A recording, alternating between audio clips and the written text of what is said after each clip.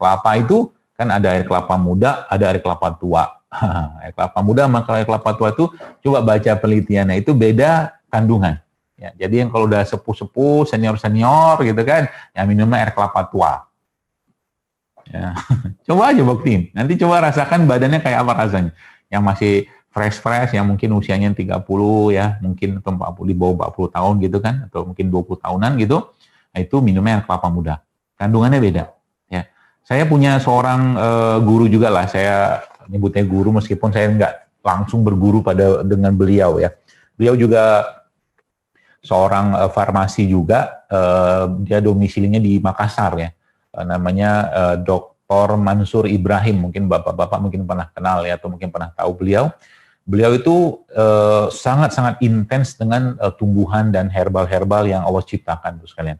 Yang luar biasanya itu beliau menciptakan produk herbal kayak begitu yang berbasiskan teknologi dengan menggunakan freeze dry dan dicentrifuge. Saya pernah masuk ke pabriknya beliau itu, jadi herbal-herbal kayak kunyit kayak begini nih, ini dibikin serbuk oleh beliau, nanti dicentrifuge sampai 60.000 kali putaran, kemudian di freeze dry dulu, dibekukan sampai minus 60 derajat.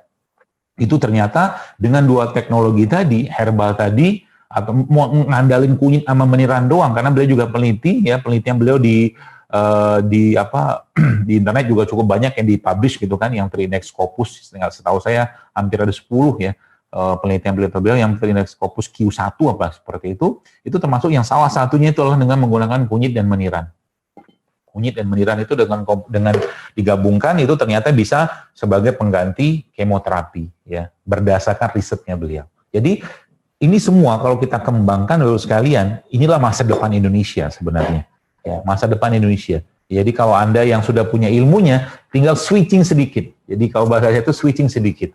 Ya, saya dulu waktu orang tua saya sempat mengalami hematemesis melena ya, BAB darah dan muntah akibat gastritis erosif, itu sempat waktu di rumah sakit kan dirawat sama dokter penyakit dalam. Saya ingat banget kasus itu. Jadi dokter penyakit dalamnya mau kasih ya macam-macam lah. Dia punya pandangan, saya punya pandangan. Cuman saya pribadi berpikirnya saya mau juga ngerawat orang tua saya, tapi sisi emergensi oke, silakan pegang. Akhirnya waktu itu saya ingat banget bapak saya itu saya genjot gitu kan. Saya genjot dengan lidah buaya. Saya genjot sama lidah buaya, pokoknya sebanyak mungkin bisa makan lidah buaya, makan lidah buaya. Ya, tapi imbus masih terpasang. Jadi relatif hemodinamiknya stabil gitu kan. Itu rumah sakit. Jadi beberapa itu saya memang menolak untuk diberikan. Saya tanda tangan gitu kan. Tapi ini hanya berlaku kalau tahu ilmunya gitu ya. Ya subhanallah akhirnya berhasil juga gitu kan. Ya. Saya katakan ya ternyata ampuh juga tuh lidah buaya untuk mengatasi hematemesis melena, terutama pada orang-orang gastritis erosif. Tadi itu saya pakai gitu kan. Jadi Masya Allah ya. Nah, jadi dari sinilah akhirnya berkembang teman-teman, kayak ada salah satu rekan saya nih dokter juga, dia bikin ya produk-produk kayak begini gitu kan. Ya, beliau bikin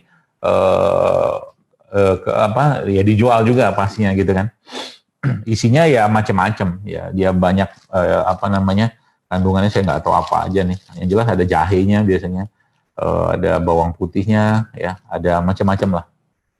Ya, jadi inilah yang kita butuhkan. Jadi bagaimana menyehatkan masyarakat dengan bahan yang mudah dan murah dengan ilmu yang Allah berikan kepada kita semua sekalian. Jadi lagi-lagi insya Allah ini akan menjadi sebuah era baru sebenarnya. Kalau teman-teman apoteker ini mau mengikhlaskan niatnya untuk menebarkan ilmunya, manfaat sebesar-besarnya kepada masyarakat, ya, maka insya Allah sebenarnya banyak penyakitnya bisa hilang. Saya sangat yakin bahwa penyakit degeneratif di Indonesia saat ini itu sebenarnya solusinya adalah dua hal tadi, rempah sama rimpang, bantu dengan puasa. Solusinya di situ. Ya, makanya kalau kita nggak ngambil peluang-peluang ini, sekalian sayang sekali. Ya, sayang sekali. Kenapa sayang? Karena akhirnya ilmu yang kita miliki itu tuh nggak banyak berfaedah kepada orang lain. Ya. Tadi saya katakan kebanyakan was-was aja yang muncul. Kalau orang sehat semua gimana, nggak apa-apa. Nanti kalau semua orang sehat, orang datang ke rumah sakit nanyain ke dokter, nanti dokter makanan apa yang sehat buat jantung, nanti tanya apoteker misalkan, bapak apoteker gitu kan, atau ibu apoteker, ini herbal apa atau tumbuhan apa yang bagus untuk menguatkan ginjal saya. Kan itu mau tanya akar alang-alang lah, atau kacau piring lah, segala macam, kan banyak tuh. Jadi kalau udah kayak begitu kan kita bisa sinergi gitu loh. Jadi asik, indah banget ya. Indah banget pola pengobatan tadi yang kita secara akidah, secara Islamnya mungkin yang beragama Islam itu bisa menerapkan pola-pola yang syar'i tadi ya. Ada bekamnya, ada puasanya, ada kalau sekarang di barat itu mereka mengenal sebagai intermittent fasting. Ya, puasa mah udah cukup sebenarnya. Intermittent fasting itu kan dia membatasi makan dalam waktu tertentu. Memang di buku ini pun juga dia jelaskan bahwa ternyata kalau seandainya mau diprolong puasa, jadi mereka buku ini boskan itu ada yang sampai 48 jam berpuasa. 48 jam berpuasa, maksudnya nggak makan tapi minum ya. Minum aja. Itu juga dikenal sebagai salah satu bentuk terapi detox dengan menggunakan air, water fasting namanya. Jadi selama 24 jam tuh minum air aja terus. Ya, itu ternyata juga kalau bahasa saya itu mereset atau meribut sistem tubuh kita yang sudah bermasalah atau kacau ini. Ya, seperti itu. Baik, saya kira mungkin cukup paparan dari saya. Masih ada waktu nanti mungkin kalau ada yang mau bertanya silakan. Ya, termasuk tadi saya lupa, ini salah satu buku yang sangat baik juga kalau teman-teman mau baca ya. Ini buku yang dikarang soalnya, jadi ya zaman dulu itu para ulama-ulama itu sebagian besar dari mereka tuh paham ilmu pengobatan juga. Jadi salah satu Ibnu Qayyim al-Jauziyah ini yang beliau mengarang buku metode pengobatan Nabi ya, seperti itu. Jadi karena memang agama itu tidak bisa dipisahkan dari kesehatan atau pengobatan, nggak bisa. Ya. Jadi kalau kita bicara tentang kesehatan pasti akan ada unsur-unsur atau agama itu sangat erat kaitannya di situ.